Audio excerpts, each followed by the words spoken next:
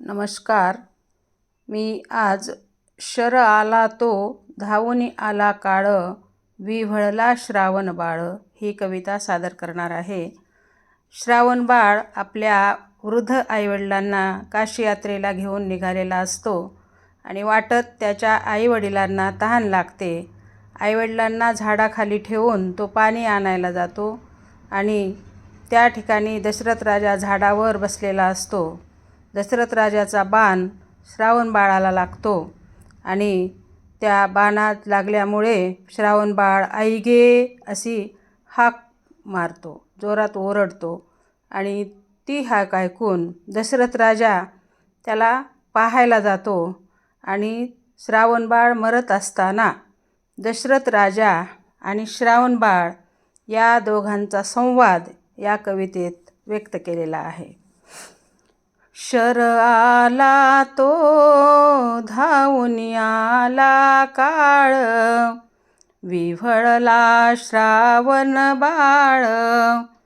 हे आई गे दीर्घ फोडूनी हाक, तो पडला जाऊनी झोक.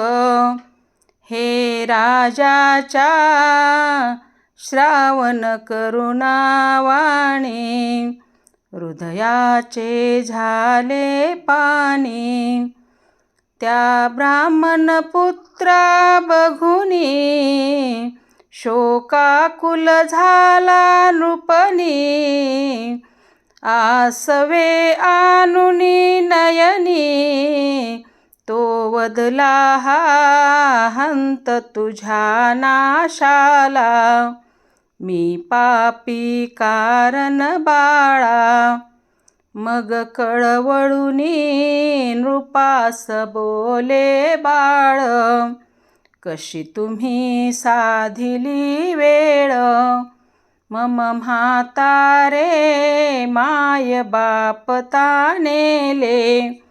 तरुखाली असतील बसले, कावड त्यांची घेऊन मी काशीला.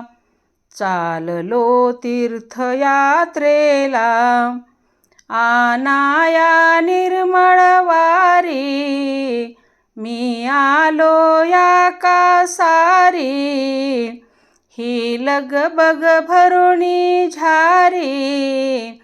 जो परत फिरे तो तुमचा शर आला.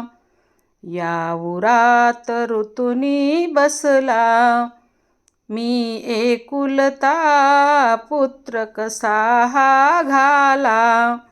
मजवरती अवचित आला, त्या वृद्धपणी मीच एक आधार. सेवेस आता मुकणार, जा बघतील ते वाट पाखरावानी. द्या नेऊन आधी पाणी, आहेत अंध ते दोन्ही. दुर्वार्ता फोडून काही, ही विनंती तुमच्या पायी. मज माघारी करा तुम्ही सांभाळ, होऊन या श्रावण बाळ. परी झाकून हे सत्य कसे राहील, विधिलेखन होईल फोल. काळीज त्यांचे फोडून शोका वेगे, ते येतील माझ्या मागे. घ्या झारी मी जातो त्याचा बोल, लागला जावया खोल. सोडिला श्वास शेवटला, तो जीव विहग फडफडला. तनु पंजर सोडून गेला, दशरथ राजा रडला धाई धाई.